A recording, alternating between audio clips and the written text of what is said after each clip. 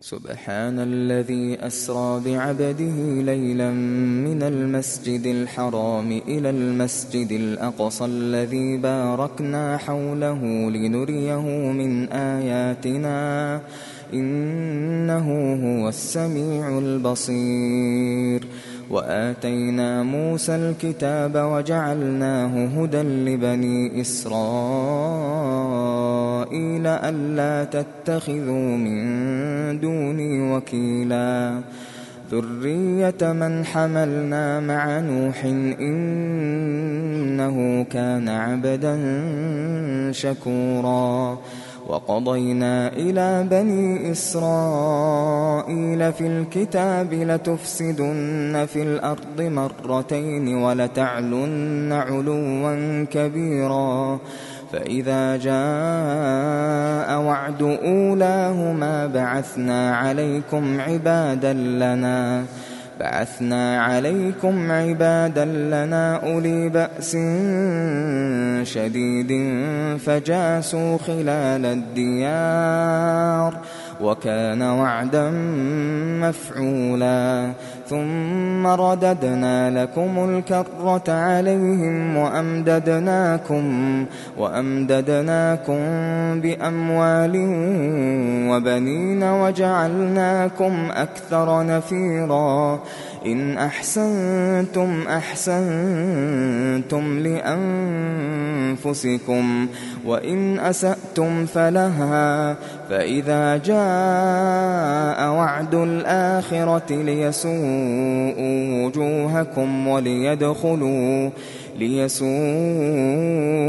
وجوهكم وليدخلوا المسجد كما دخلوه أول مرة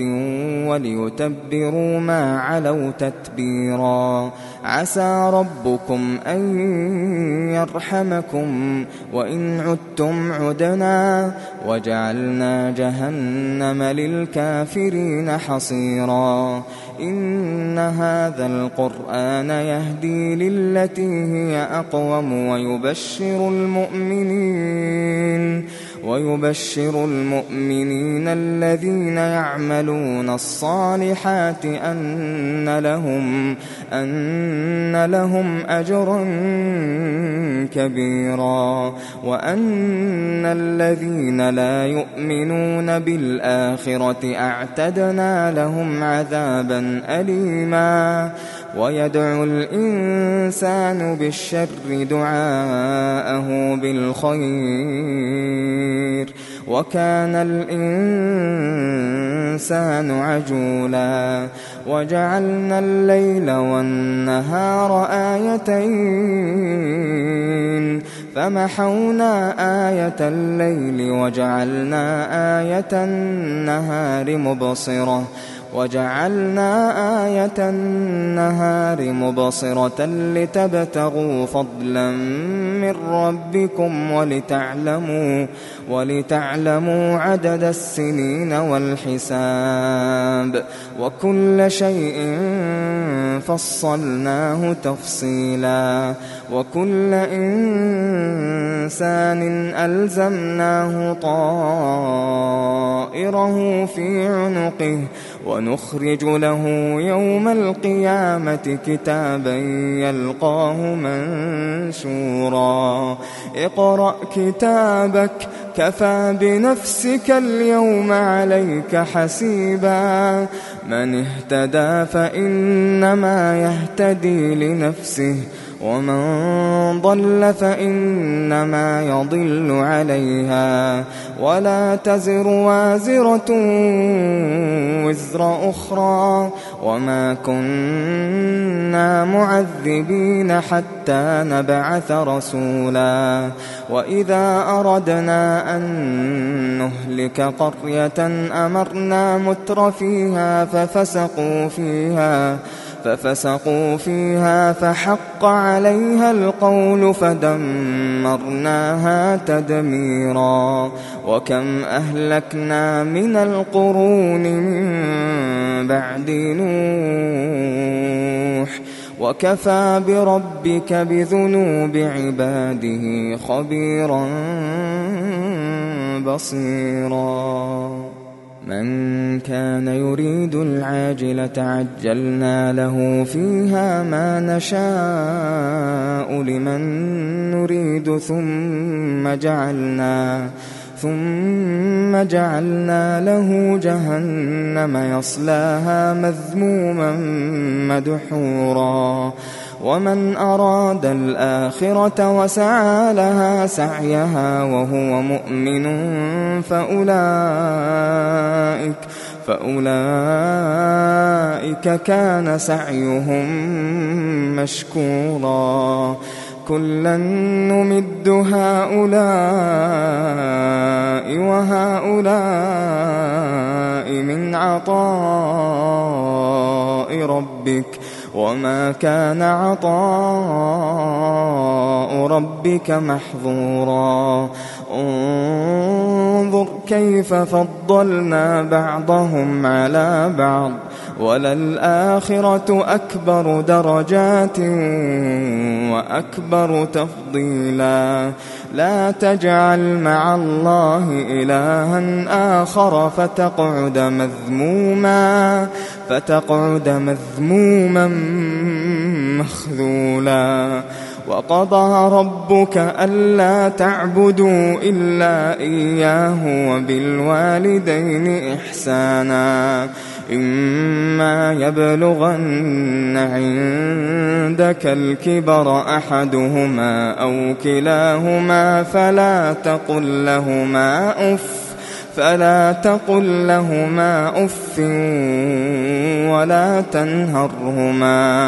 ولا تنهرهما وقل لهما قولا كريما واخفض لهما جناح الذل من الرحمة وقل رب ارحمهما كما ربياني صغيرا ربكم أعلم بما في نفوسكم إن تكونوا صالحين فإنه كان للأوابين غفورا وآت ذا القربى حقه والمسكين وابن السبيل ولا تبذر تبذيرا إن المبذرين كانوا إخوان الشياطين وكان الشيطان لربه كفورا وإما تعرضن عنهم ابتغاء رحمة من ربك ترجوها فقل لهم قولا ميسورا ولا تجعل يدك مغلولة إلى عنقك ولا تبسطها كل البسط فتقعد ملوما محسورا إن ربك يبسط الرزق لمن يشاء ويقدر إنه كان بعباده خبيرا بصيرا ولا تقتلوا أولادكم خشية إملاق نحن نرزقهم وإياكم إن قتلهم كان خطأ كبيرا ولا تقربوا الزنا إنه كان فاحشة وساء سبيلا ولا تقتلوا النفس التي حرم الله إلا بالحق ومن قتل مظلوما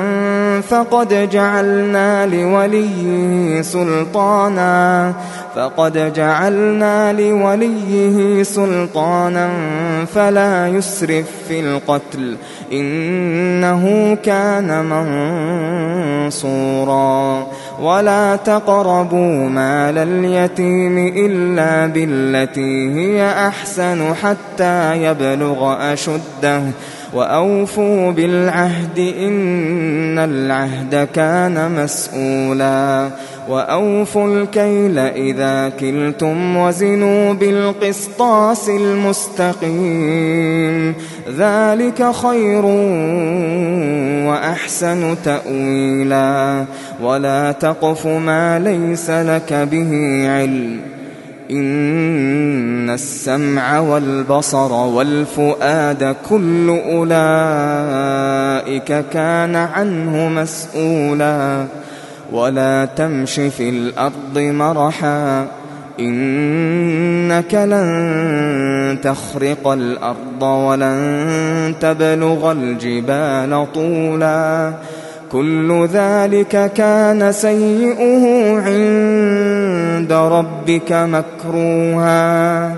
ذلك مما أوحى إليك ربك من الحكمة ولا تجعل مع الله إلها آخر فتلقى في جهنم ملوما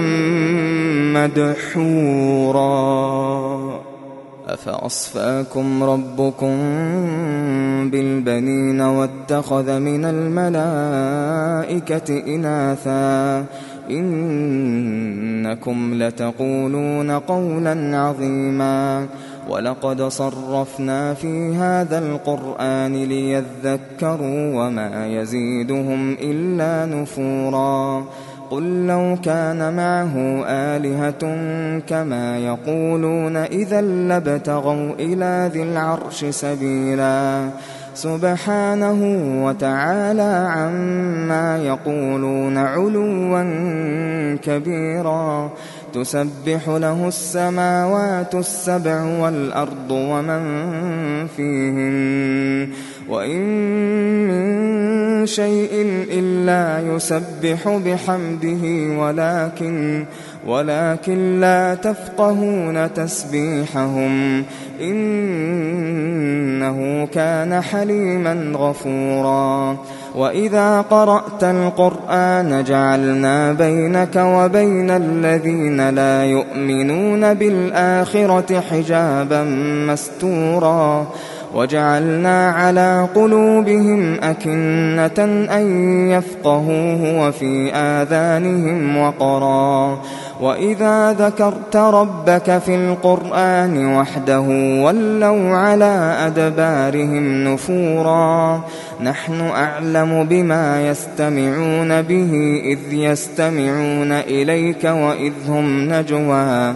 إذ يقول الظالمون إن تتبعون إلا رجلا مسحورا انظر كيف ضربوا لك الأمثال فضلوا فلا يستطيعون سبيلا وقالوا أإذا كنا عظاما ورفاتا أإنا لمبعوثون خلقا جديدا قل كونوا حجارة أو حديدا أو خلقا مما يكبر في صدوركم فسيقولون من يعيدنا قل الذي فطركم أول مرة فسينغضون إليك رؤوسهم ويقولون متاه قل عسى أن يكون قريبا يوم يدعوكم فتستجيبون بحمده وتظنون إن لبثتم إلا قليلا وقل لعبادي يقولوا التي هي أحسن إن الشيطان ينزغ بينهم إن الشيطان كان للإنسان عدوا مبينا ربكم أعلم بكم إن يشأ يرحمكم أو إن يشأ يعذبكم وما أرسلناك عليهم وكيلا وربك أعلم بمن في السماوات والأرض ولقد فضلنا بعض النبيين على بعض وآتينا داود زبورا قل ادعوا الذين زعمتم من دونه فلا يملكون كشف الضر عنكم ولا تحويلا أولئك الذين يدعون يبتغون إلى ربهم الوسيلة أيهم أقرب ويرجون رحمته ويخافون عذابه إن عذاب ربك كان محذورا وإن من قرية إلا نحن مهلكوها قبل يوم القيامة أو معذبوها عذابا شديدا كان ذلك في الكتاب مسطورا وما منعنا أن نرسل بالآيات إلا أن كذب بها الأولون وآتينا ثمود الناقة مبصرة فظلموا بها وما نرسل بالآيات إلا تخويفا وإذ قلنا لك إن ربك أحاط بالناس وما جعلنا الرؤيا التي أريناك إلا فتنة للناس والشجرة الملعونة في القرآن ونخوفهم فما يزيدهم إلا طغيانا كبيرا وإذ قلنا للملائكة اسجدوا لآدم فسجدوا إلا إبليس قال أأسجد لمن خلقت طينا قال أرأيتك هذا الذي كرمت علي لئن أخرتني إلى يوم القيامة لأحتنكن ذريته إلا قليلا قال اذهب فمن تبعك منهم فإن جهنم جزاؤكم جزاء موفورا واستفزز من استطعت منهم بصوتك وأجلب عليهم بخيلك ورجلك وشاركهم في الأموال والأولاد وعدهم وما يعدهم الشيطان إلا غرورا إن عبادي ليس لك عليهم سلطان وكفى بربك وكيلا ربكم الذي يزجي لكم الفلك في البحر لتبتغوا من فضله إنه كان بكم رحيما وإذا مسكم الضر في البحر ضل من تدعون إلا إياه فلما نجاكم إلى البر أعرضتم وكان الإنسان كفورا أفأمنتم أن يخسف بكم جانب البر أو يرسل عليكم حاصبا ثم لا تجدوا لكم وكيلا أم أمنتم أن يعيدكم فيه تارة أخرى فيرسل عليكم قاصفا من الريح فيغرقكم بما كفرتم ثم لا تجدوا لكم علينا به تبيعا ولقد كرمنا بني آدم وحملناهم في البر والبحر ورزقناهم من الطيبات وفضلناهم على كثير ممن خلقنا تفضيلا يوم ندعو كل أناس بإمامهم فمن أوتي كتابه بيمينه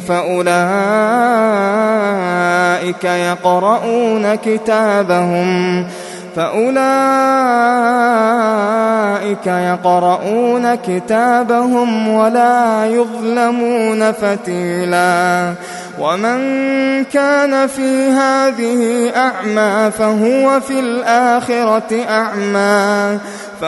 في الآخرة أعمى وأضل سبيلا وإن كادوا ليفتنونك عن الذي أوحينا إليك لتفتري علينا غيره وإذا لاتخذوك خليلا ولولا أن ثبتناك لقد كدت تركن إليهم شيئا قليلا إذا لأذقناك ضعف الحياة وضعف الممات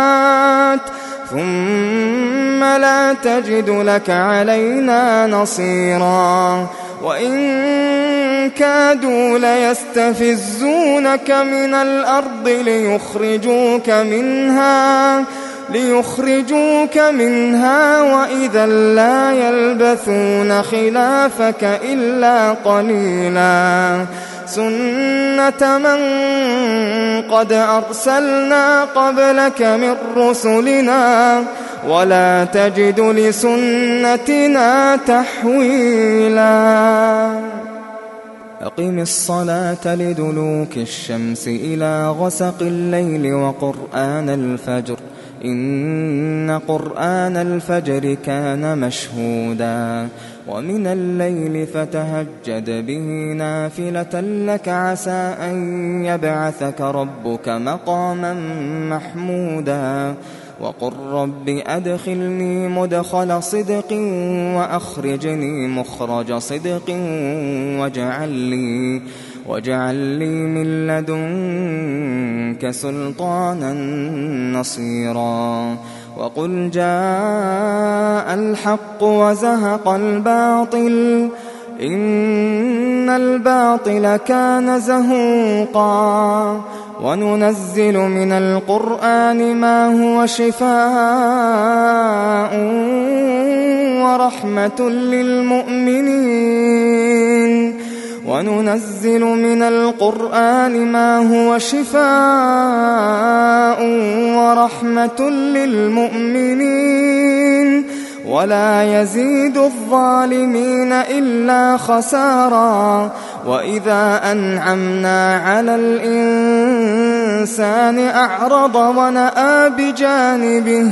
وإذا مسه الشر كان يئوسا قل كل يعمل على شاكلته فربكم أعلم بمن هو أهدى سبيلا ويسألونك عن الروح قل الروح من أمر ربي وما أوتيتم من العلم إلا قليلا ولئن شئنا لنذهبن بالذي أوحينا إليك ثم لا تجد لك به علينا وكيلا إلا رحمة من ربك إن فضله كان عليك كبيرا قل لئن اجتمعت الإنس والجن على أن يأتوا بمثل هذا القرآن لا يأتون بمثله ولو كان بعضهم لبعض ظهيرا ولقد صرفنا للناس في هذا القرآن من كل مثل فأبى أكثر الناس إلا كفورا وقالوا لن نؤمن لك حتى تفجر لنا من الأرض ينبوعا أو تكون لك جنة من نخيل وعنب فتفجر الأنهار خلالها تفجيرا أو تسقط السماء كما زعمت علينا كسفا أو تأتي بالله والملائكة قبيلا أو يكون لك بيت من زخرف أو ترقى في السماء ولن نؤمن لرقيك حتى تنزل علينا كتابا نقرأه قل سبحان ربي هل كنت إلا بشرا رسولا وما منع الناس أن يؤمنوا إذ جاءهم الهدى إلا أن قالوا أبعث الله بشرا رسولا قل لو كان في الأرض ملائكة يمشون مطمئنين لنزلنا عليهم من السماء ملكا رسولا قل كفى بالله شهيدا بيني وبينكم إنه كان بعباده خبيرا بصيرا ومن يهد الله فهو المهتد ومن يضلل فلن تجد لهم أولياء من دونه ونحشرهم يوم القيامة على وجوههم عميا وبكما وصما مأواهم جهنم كلما خبت زدناهم سعيرا ذلك جزاؤهم بأنهم كفروا بآياتنا وقالوا أئذا كنا عظاما ورفاتا أئنا لمبعوثون خلقا جديدا أولم يروا أن الله الذي خلق السماوات والأرض قادر على أن يخلق مثلهم وجعل لهم أجلا لا ريب فيه فأبى الظالمون إلا كفورا قل لو أنتم تملكون خزائن رحمة ربي إذا لأمسكتم خشية الإنفاق وكان الإنسان قتورا ولقد آتينا موسى 9 آيات بينات فاسأل بني إسرائيل إذ جاءهم فقال له فرعون إني لأظنك يا موسى مسحورا قال لقد علمت ما أنزل هؤلاء